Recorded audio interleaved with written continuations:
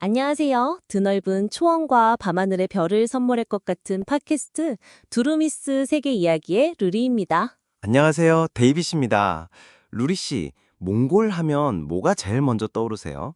끝없이 펼쳐진 초원, 게르, 말 타는 모습? 네, 바로 그거죠. 밤에는 쏟아질 듯한 별을 볼 수 있고, 낮에는 푸른 초원을 달리는 뭔가 자유롭고 원시적인 매력이 넘치는 곳.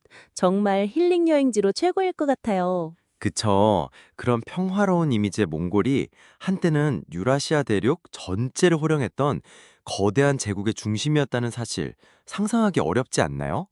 그리고 지금은 그 광활한 땅에서 민주주의를 꽃피우고 엄청난 지하 자원을 바탕으로 새로운 도약을 꿈꾸고 있다는 것도요. 네? 몽골이 세계를 지배했던 제국이었다고요? 지금의 그 평화로운 초원에서요? 그리고 민주주의의 지하 자원까지?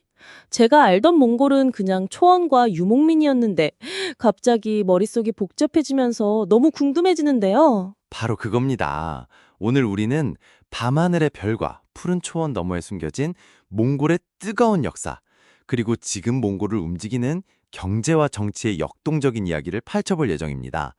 어쩌면 우리가 생각하는 유목민의 나라라는 이미지가 아주 작은 부분일지도 몰라요. 와, 정말 흥미진진한데요.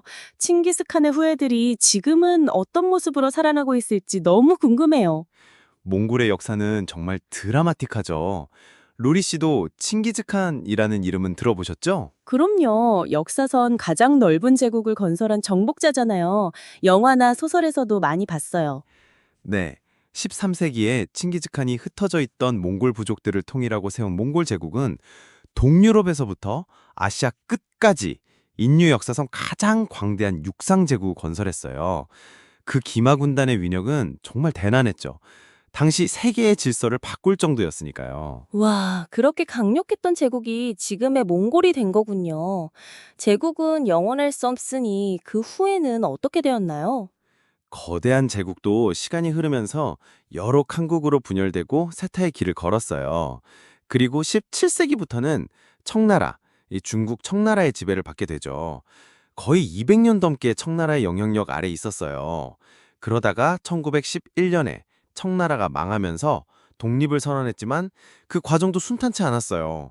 러시아와 중국이라는 두 강대국 사이에서 힘겨운 줄다리기를 해야 했죠. 아, 지정학적으로도 참 어려운 위치였겠네요. 맞아요. 결국 1921년에 러시아의 도움을 받아 독립을 쟁취하고 1924년에는 세계에서 두 번째로 사회주의 국가인 몽골 인민공화국을 선포하게 됩니다.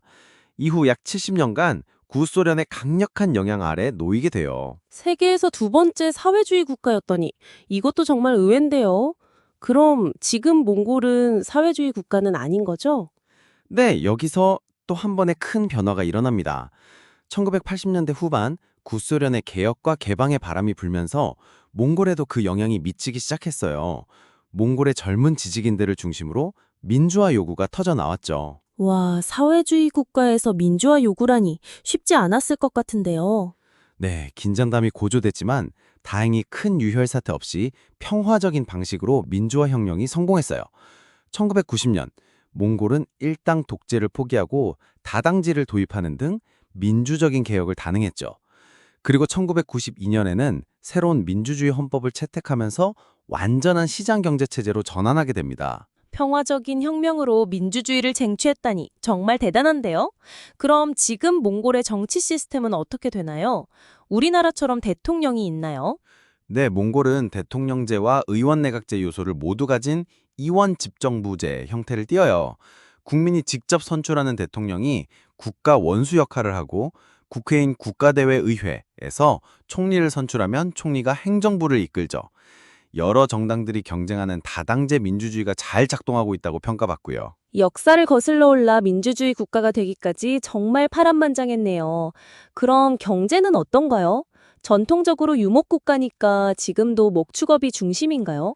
네, 전통적인 목축업은 여전히 몽골 경제와 문화에서 아주 중요한 부분을 차지해요. 광활한 초원에서 양, 염소, 말, 소, 낙타 같은 가축들을 키우는 유목 생활은 몽골 사람들의 정체성이자 삶의 방식이죠. 캐시미어 같은 축산품도 중요한 수출품이고요. 하지만 최근 몽골 경제를 이야기할 때 빼놓을 수 없는 것이 바로 지하자원입니다. 지하자원이요? 몽골에 석유라도 나는 건가요? 석유도 있지만 그것보다 더 엄청난 양의 속탄, 구리, 금, 철광석, 우라늄 같은 보물들이 몽골 땅 밑에 잠들어 있다는 사실이 밝혀졌어요. 특히 남고비 사막 지역에 있는 타반톨고이 탄광은 세계 최대 규모의 미개발 속탄 매장지로 꼽히고 오유톨고이 광산은 세계적인 구리와 금광산으로 주목을 받고 있죠. 우와, 초원 밑에 그런 보물들이 숨겨져 있었다니. 그럼 몽골은 갑자기 부자나라가 된 건가요? 잠재력은 엄청나죠. 이 지하자원 개발을 통해 2000년대 이후 몽골 경제는 아주 빠르게 성장했어요. 아시아의 새로운 루트라고 불릴 정도였으니까요. 외국인 투자도 몰려들고 수도 울란바토르는 현대적인 건물들이 들어서면서 빠르게 변하고 있죠. 정말 다행이네요. 그럼 이제 몽골은 걱정 없이 잘 살게 된 건가요? 글쎄요, 세상 일이 그렇게 간단하지만은 않죠. 풍요로운 자원이 축복이 될 수도 있지만 때로는 자원의 저주가 되기도 하거든요. 자원의 저주요? 그게 뭐죠? 자원이 많으면 좋은 거 아닌가요?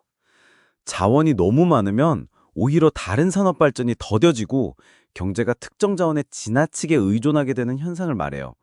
예를 들어 광물 가격이 국제시장에서 떨어지면 나라 경제 전체가 휘청거릴 수 있죠. 또 개발 과정에서 환경 파괴 문제도 생길 수 있고 갑자기 늘어난 부가 골고루 분배되지 않으면 사회 갈등이 커질 수도 있어요. 몽공도 이런 문제들에서 자유롭지 않아요. 아, 그렇군요. 마냥 좋은 것만은 아니네요. 환경 문제라면 초원이 파괴되거나 사막화가 심해질 수도 있겠어요. 맞아요. 기후변화와 문별한 대발로 인한 사막화는 몽골이 직면한 심각한 환경 문제 중 하나예요. 그리고 수도인 울란바토르는 겨울철에 심각한 다기오염으로도 유명하고요. 이런 문제들을 해결하고 지속 가능한 발전을 이루는 것이 몽골에게 주어진 큰 과제라고 할 수 있어요. 정말 몽골이라는 나라 알면 알수록 새롭네요. 웅장한 역사와 역동적인 현재, 그리고 풀어야 할 숙제까지. 그쵸. 몽골은 오랜 유목 전통을 지키면서 동시에 현대적인 국가로 발전하려는 노력을 하고 있어요. 광활한 자연만큼이나 잠재력도 큰 나라죠.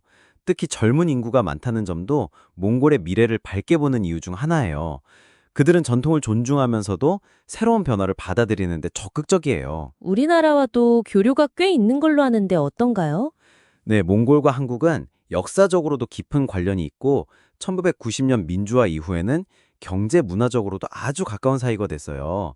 많은 몽골 사람들이 한국에 와서 일하거나 공부하고 있고 한국 기업들도 몽골에 많이 진출해 있죠. 몽골에서 한류 인기도 상당하고요. 오늘 덕분에 몽골에 대해 정말 많은 것을 배우고 완전히 새로운 시각을 갖게 되었어요. 단순한 여행지를 넘어 하나의 살아 숨쉬는 국가로서 몽골의 매력을 느낄 수 있었습니다. 몽골은 과거의 영광과 현재의 도전, 그리고 미래의 가능성이 공존하는 아주 흥미로운 나라입니다.